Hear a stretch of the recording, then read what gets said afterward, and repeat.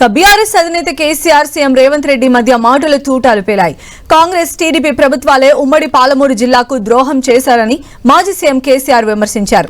ఇప్పుడు అధికారంలో ఉన్న కాంగ్రెస్ కూడా మరోసారి అలాగే వ్యవహరిస్తోందని కేసీఆర్ మండిపడ్డారు. ఆంధ్రప్రదేశ్ ఏర్పాటే తెలంగాణకు ప్రత్యేకించి పాలమూరు పాలిట పెను శాపంగా మారిందన్నారు. ప్రధాన ఎజెండా పాలమూరు రంగారెడ్డి ప్రాజెక్టు అంశంపై చర్చించామన్నారు. కేంద్ర రాష్ట్ర ప్రభుత్వాలు పాలమూరు ప్రాజెక్టుకు చేసిన ద్రోహంపైనే ఇకపై పోరాటం చేస్తామన్నారు కేసీఆర్. సమైక్య రాష్ట్రాల్లో ఎక్కువ అన్యాయానికి గురైన జిల్లా పాలమూరు. ఆ జిల్లా ప్రాజెక్టులకు 174 టీఎంసీలు రావాల్సి ఉందన్నారు.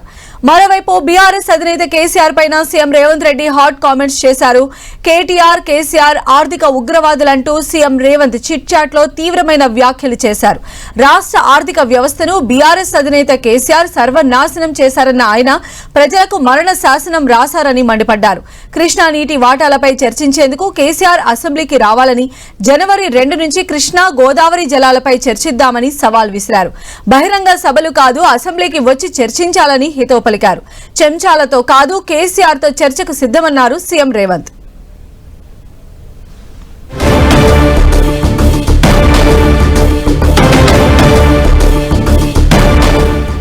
మరిన్ని అప్డేట్స్ తెలుసుకుందాం. మా ప్రతినిధి కరుణాకర్ మనకు అందుబాటులో ఉన్నారు. కరుణాకర్, కేసీఆర్ ఇటు రేవంత్ మధ్య ఆసక్తికరమైనటువంటి చర్చ జరుగుతోంది. అదేవిధంగా వర్డ్ ఆఫ్ వర్డ్స్ కూడా దారితీసిన పరిస్థితి ఉంది. ఇక నుంచి తెలంగాణ పాలిటిక్స్ ఇంతే వాడి వేడిగా జరిగేటువంటి ఆస్కారం ఉంటుందనుకోవాలా? చాలా రోజుల తర్వాత బీఆర్ఎస్ అధినేత మాజీ ముఖ్యమంత్రి కేసీఆర్ నిన్న మీడియా సమావేశం ఏర్పాటు చేశారు. మీడియా సమావేశంలో ఆయన ప్రధానంగా ఉమ్మడి మహబూబ్నగర్ జిల్లా సమస్యలపైన, అందులోనూ పాలమూరు రంగారెడ్డి ఎత్తిపోతల పథకంపైనే ఆయన ప్రధానంగా ప్రస్తావించిన పరిస్థితి. ఈ సందర్భంగా కాంగ్రెస్ ప్రభుత్వంపై తీవ్ర స్థాయిలో కేసీఆర్ ఆగ్రహం వ్యక్తం చేశారు. ఉమ్మడి మహబూబ్నగర్ జిల్లాకు గతంలో టీడీపీ ప్రభుత్వం కానీ కాంగ్రెస్ ప్రభుత్వాలు తీరని అన్యాయం చేశాయని చెప్పి, ప్రస్తుతం కాంగ్రెస్ ప్రభుత్వం కూడా అదే రీతిలో పాలమూరు రంగారెడ్డికి అన్యాయం చేస్తున్నాయని చెప్పి కేసీఆర్ తీవ్ర స్థాయిలో మండిపడిన పరిస్థితిని మనం చూస్తున్నాం. అందులో ప్రధానంగా పాలమూరు రంగారెడ్డి ఎత్తిపోతల పథకానికి సంబంధించి దాదాపు 90 టీఎంసీలు గత ప్రభుత్వంలో కేటాయిస్తే కేవలం 45 టీఎంసీలు చాలని చెప్పి ఉత్తమ్ కుమార్ రెడ్డి కేంద్ర ప్రభుత్వానికి లేఖ రాయడాన్ని కేసీఆర్ తీవ్ర స్థాయిలో తప్పుపట్టిన పరిస్థితిని మనం చూస్తున్నాం. కాబట్టి ఈ ఆంధ్రప్రదేశ్కు కృష్ణా జలాలను తరలించే కుట్ర జరుగుతోంది, చంద్రబాబుకు రేవంత్ రెడ్డి సహకరిస్తున్నారని చెప్పి పెద్ద ఎత్తున కేసీఆర్ ఆగ్రహం వ్యక్తం చేశారు. కాబట్టి ఎట్టి పరిస్థితుల్లో కాంగ్రెస్ ప్రభుత్వం యొక్క ఇటువంటి ఆటలు సాగనివ్వబోమని, తెలంగాణ హక్కులు కాపాడేందుకు తాము ఇక రంగంలోకి దిగుతారని చెప్పి కేసీఆర్ చెప్పారు. ఈ నేపథ్యంలోనే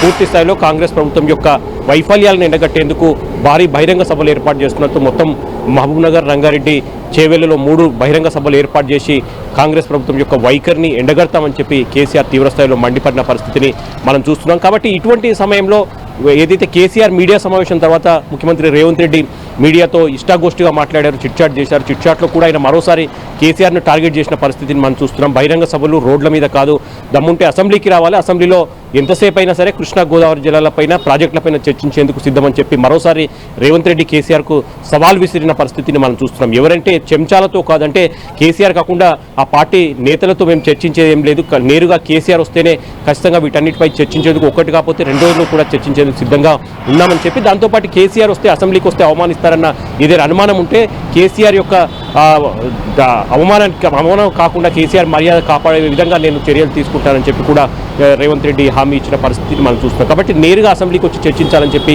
రేవంత్ రెడ్డి మరోసారి కేసీఆర్కు సవాల్ విసిరారు. కానీ కేసీఆర్ మాత్రం ఎక్కడ రేవంత్ రెడ్డి పేరు కూడా తీసుకోకుండా ఆయన కాంగ్రెస్ ప్రభుత్వాన్ని టార్గెట్ చేస్తూ ఉమ్మడి మహబూబ్నగర్ జిల్లాకు కాంగ్రెస్ ప్రభుత్వం పెద్ద ఎత్తున అన్యాయం చేస్తుందని చెప్పి, కృష్ణా జలాలను చంద్రబాబుకు దోచిపెట్టే ప్రయత్నం చేస్తుందని చెప్పి కేసీఆర్ తీవ్ర స్థాయిలో మండిపడ్డారు. ఇక కేసీఆర్ ఇక రెగ్యులర్గా ఆయన పాలిటిక్స్లో ఉంటారు, రెగ్యులర్గా యాక్టివ్గా ఉంటారని చెప్పి బీఆర్ఎస్ పార్టీ నేతలు చెప్తున్నారు. బహిరంగ సభలు పెట్టడం కావచ్చు, జిల్లా పర్యటనలు చేస్తారని చెప్పి చెప్తున్నారు. కాబట్టి ఇక రాజకీయం, తెలంగాణ రాజకీయం కొంత వాడివేడిగానే ముందుకు సాగే అవకాశం కనిపిస్తుంది. సంధ్య. రైట్ కరుణాకర్.